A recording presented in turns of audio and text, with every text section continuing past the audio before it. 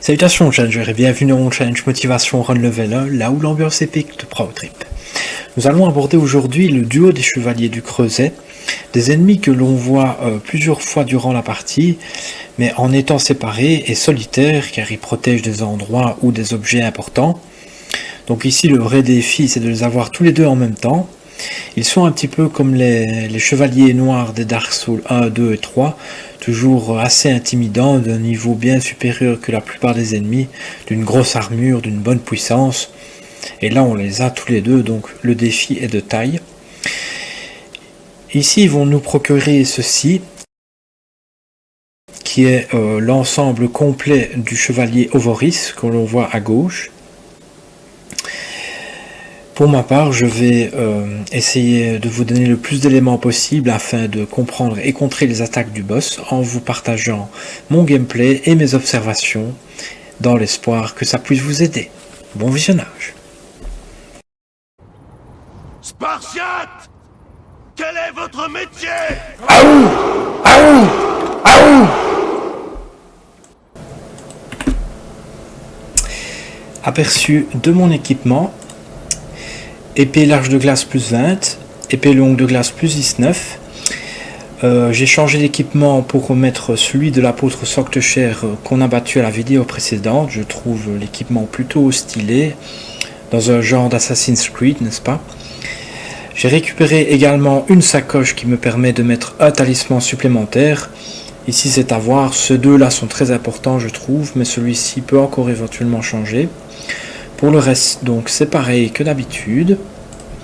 Statut niveau 1 bien sûr, 522 PV, 423 dégâts de l'arme droite, 394 dégâts de l'arme gauche. Nous sommes aux tombes des héros d'Orisa, dans les faubourgs de la capitale. Et en parlant de héros, je suppose qu'on fait référence justement aux deux chevaliers que nous allons défier. Et on aime ça. C'est parti pour la musique. Petit boost avec le bouclier et la régénération d'endurance accélérée. Je vous préviens, c'est un combat assez long parce qu'ils sont deux, ils ont une grosse armure. Et je dois faire attention à ne pas faire d'erreur.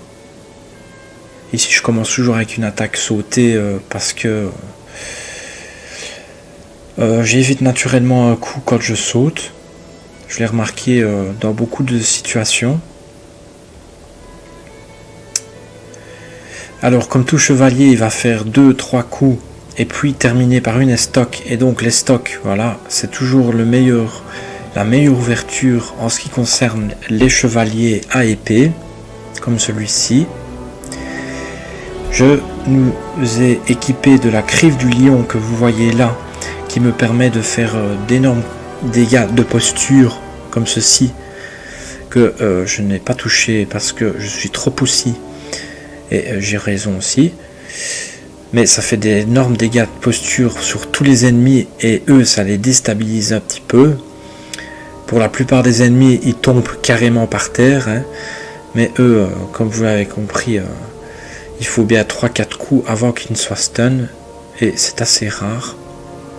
Aussi, si jamais vous arrivez à les stun, attendez-vous à ce que l'autre revienne assez vite. D'ailleurs, à chaque fois que l'un est en difficulté, l'autre se rapproche pour nous attaquer.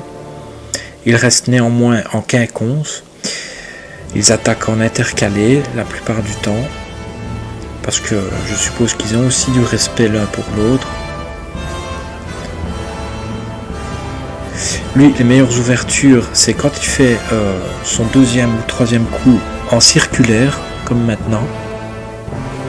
Ouverture pour se soigner ou pour attaquer, bien sûr.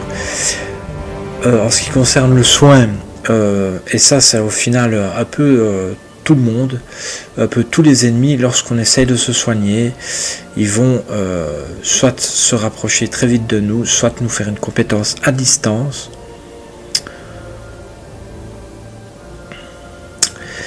Alors j'essaye quand même de les éloigner l'un de l'autre pour les attaquer parce qu'évidemment quand ils sont côte à côte ça devient moins évident. On s'expose beaucoup plus.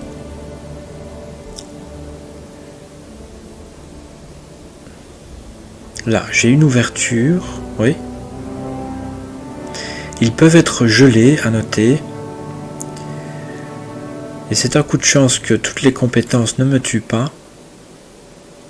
Ici, ce n'est pas une ouverture, comme vous avez pu le voir. Celui juste à gauche m'a fait un petit pic qui, lui, par contre, me tue instantanément.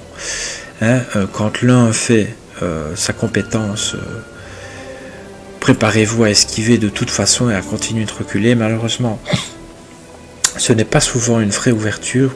Comme ici, il vaut mieux continuer de rouler comme je fais, surtout pour récupérer la vision de celui de gauche du deuxième.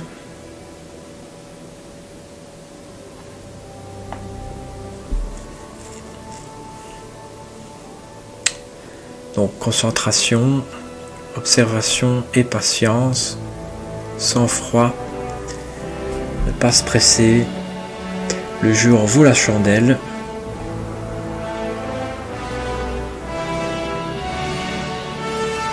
Peu importe le niveau que vous avez d'ailleurs, il reste difficile. Pas besoin de prendre des coups inutiles.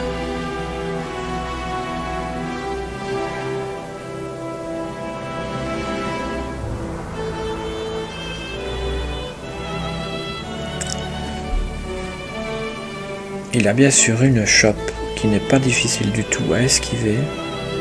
Il va le faire. Il le fait 3 fois, il y tient vraiment, mais il n'y arrivera jamais. Là, petit point délicat, il y avait 2 compétences à esquiver.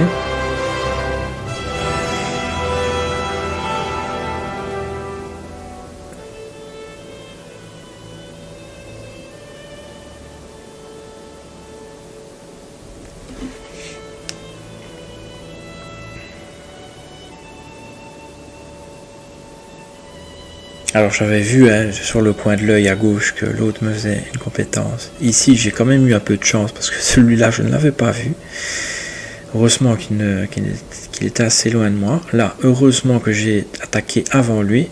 Et ici heureusement que l'autre ne s'est pas acharné sur moi en même temps.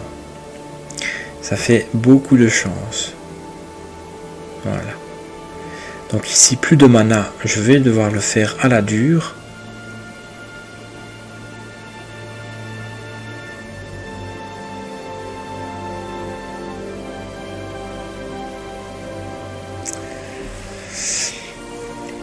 Alors il va falloir se préparer aussi, donc lui il est bientôt mort, et je me suis dit également, pendant longtemps, il faut peut-être mieux s'occuper de celui qui n'a presque plus de vie, et puis de l'autre, mais pas forcément en fait, parce qu'ils s'intercalent, et ils sont souvent des fois éloignés assez fort l'un de l'autre, et donc des fois c'est simplement préférable d'attaquer celui qui nous attaque, celui qui est juste devant, pour les gratter chacun petit à petit. Mais en soi, oui, l'idée de s'occuper ici par exemple du chevalier du Creuset n'est pas mauvaise, mais ici heureusement c'est lui qui nous attaque. Donc il nous donne les ouvertures adéquates.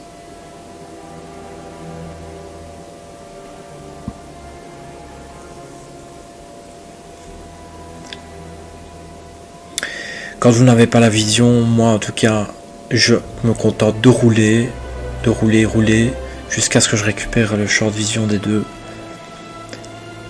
Je maximise les attaques sautées, évidemment, avec mon talisman de la griffe. Alors, lui, quand il fait sa compétence spéciale, il va bien souvent rajouter 2 coups de queue, un coup proche et un coup de longue portée. Il faut bien ressentir le timing, bien attendre de compter 2 fois, surtout pour le deuxième coup de longue portée qui est lui 1. Donc là, ça va, normalement ça ne nous tue pas. Ouais, ça ne nous a pas tué. Ici il va faire 1 et puis 2. Bien ressentir le timing. Et surtout ne pas être trop pressé, trop gourmand, bien prendre son temps, qu'il fasse une compétence pour le contre-attaquer, et jamais, ou très rarement, vaut mieux pas prendre de risque. Maintenant ici par exemple, sauter sur lui pour l'attaquer, je pouvais pas le faire, surtout qu'il avait son bouclier. Parce qu'on ne peut pas l'interrompre. Mais là par contre je me risque parce que je sentais ce qu'il allait faire. Il allait se réouvrir en fait. Je savais qu'il allait se réouvrir pour m'attaquer. Alors je me le suis permis. Mais il est préférable de ne pas le faire, je pense. Donc voilà. C'est tout. Prochaine étape, ce sera la sentinelle draconique qui protège l'entrée de la capitale. Un beau combat également. Une sentinelle un peu plus énervée que les précédentes. Ce sera un plaisir de vous le présenter également. Donc j'espère que vous avez apprécié. Merci de votre attention et à bientôt pour un nouveau défi.